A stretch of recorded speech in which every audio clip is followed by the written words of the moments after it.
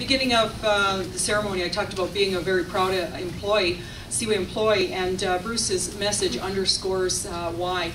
It's a company that continuously invests in the infrastructure.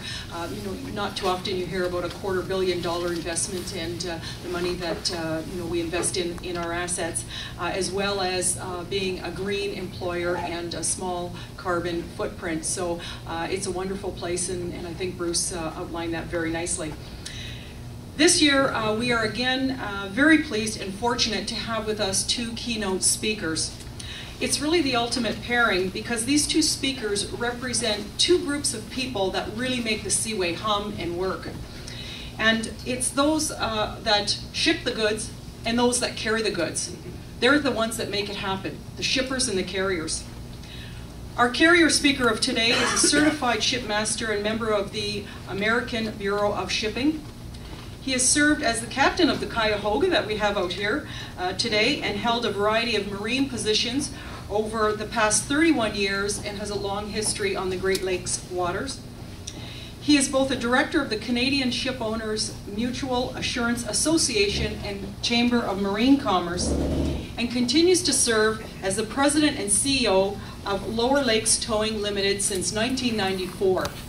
Please warmly welcome our speaker, President and CEO of Lower Lakes Towing Limited, Mr. Scott Bravner.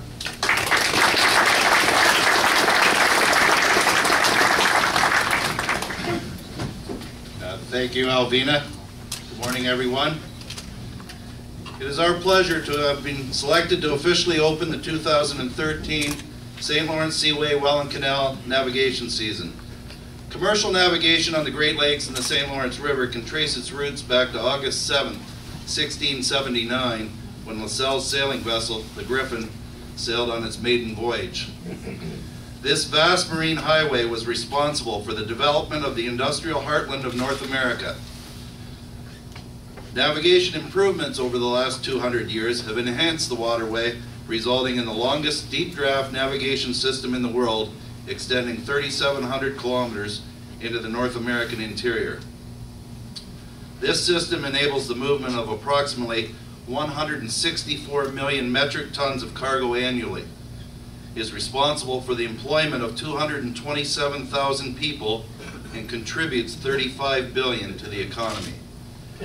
The iron ore for steel production, coal for power generation, limestone and cement for the construction industry, grain for both domestic and export consumption, and salt for maintaining safe road conditions play a vital role in enhancing the global competitiveness of our industries and products, as well as reducing costs to the consumer, which benefits us all. Lower Lakes is unique in that we are the only company on the Great Lakes providing significant domestic port-to-port services to both Canada and the U.S. From our humble beginnings in 1994 as a small tug and barge operator, we have grown to become one of the largest short sea shipping companies on the Great Lakes St. Lawrence Seaway. We are the leading provider of transportation services within the river class segment of the market, specializing in the operation of smaller vessels that are able to access restricted ports and carry smaller cargo sizes. Today, the company operates a fleet of 16 vessels, 9 of which are Canadian flagged and 7 of which operate under the U.S. flag, transporting approximately 23 million net tons of dry bulk commodities annually.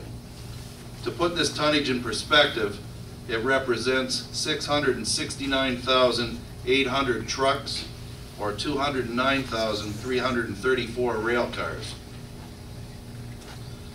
Our growth over the last 20 years has provided for the personal growth and opportunity of approximately 300 personnel in Canada and a further 200 in the U.S.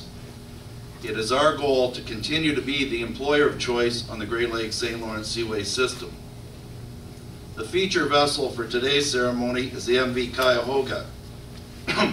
This vessel was our first ship, and it holds a special place in my heart as I was the captain of it for the first 5 years in Lower Lakes colors.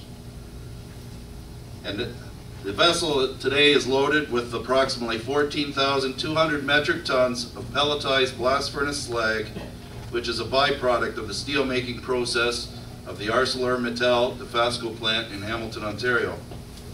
It is bound for its namesake river in Cleveland, Ohio. From Cleveland, the slag material is trucked to S-Rock Cement Plant in Middle Branch, Ohio, where it is milled and processed to create a cement-like material that can be added to concrete mix. Slag has performance characteristics that make it useful in road construction, bridge decks, water treatment plants, and other high-performance cement usages. From the Middle Branch, Ohio plant, from S-Rock slag cement is distributed throughout Western Ontario, Western Ohio, and Eastern Pennsylvania. This shipment represents approximately 456 trucks or 142 rail cars. Vessels use less fuel to move a ton of cargo than trucks or trains and produce significantly fewer emissions in the process. A recent study has concluded that Great Lakes ships are 7 times more fuel efficient than trucks and 14% more fuel efficient than trains. The study calculated that rail and trucks would emit 19% and 533% more greenhouse gas emissions respectively if these modes carried the same cargo over the same distance as the Great Lakes Seaway fleet. As an industry, marine shipping is investing heavily to further reduce its environmental footprint with the purchase of new ships, engines, and technologies. These investments and the resulting efficiencies will also ensure a prosperous future for our industry, our workforce, and our customers, the manufacturers, farms, and mining companies that are the economic lifeblood of the U.S. and Canada. As a fleet, Lower Lakes has been at the forefront of efficiency and environmental improvement. I believe it was the mayor that mentioned earlier, the Cuyahoga is the oldest Canadian ship operating in the Great Lakes St. Lawrence Seaway system today, but it's also one of the most efficient vessels operating in the Great Lakes St. Lawrence Seaway today. The repowering of the Cuyahoga in 2000 with the first Tier 1 compliant engine on the Great Lakes resulted in significantly reduced operating costs while substantially reducing air emissions. A total of 4 of our 9 Canadian vessels have been repowered since the year 2000. Lower Lakes is a proud member of Green Marine, and the company recently completed the successful trial of an L-tide bilge management system on board the MV Saginaw. This locally produced system processes treated bilge and sewage effluent, resulting in 0 discharge to the marine environment, and it's a first on the Great Lakes.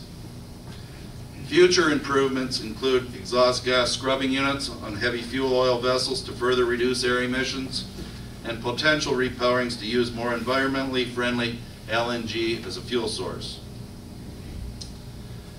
The largest issue facing our industry today is the potentially devastating myriad of conflicting regulations and proposed regulations dealing with the environment.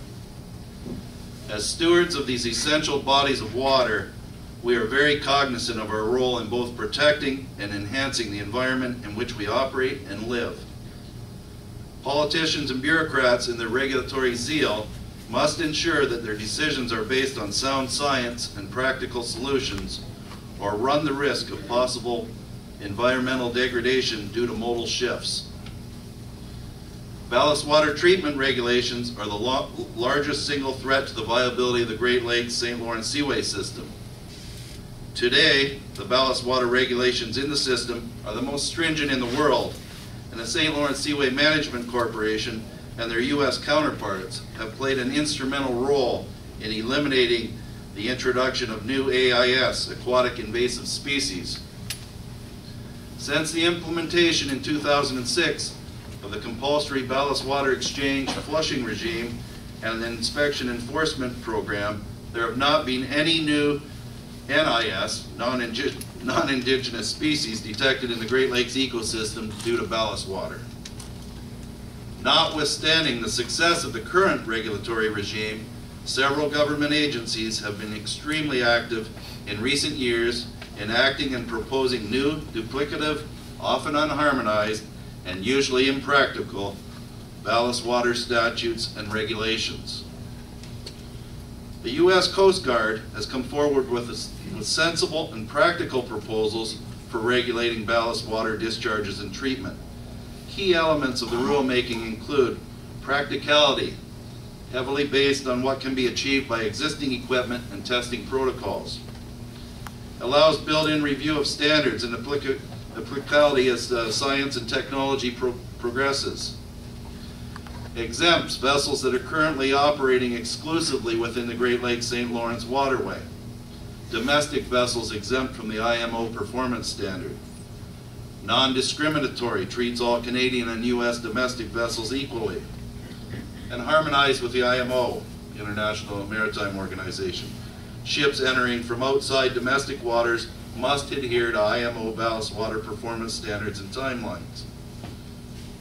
It is imperative that our countries provide a unique binational and harmonized regulatory solution that provides flexibility, recognizing the fact that the domestic industry has never introduced an invasive species into our ecosystem and poses a low risk of spread, as per Transport Canada studies. We are optimistic that common sense will prevail and that practical solutions to these issues will be found, solutions that will benefit both the environment and the economy. The Great Lakes St. Lawrence Seaway System, which has played such an important role in the development of our two countries, is poised to benefit from the economic recovery of our industrial heartland. Lower Lakes has played a growing role over the past 20 years in the success of this system, and we look forward to the challenges and opportunities that the future may bring. Thank you.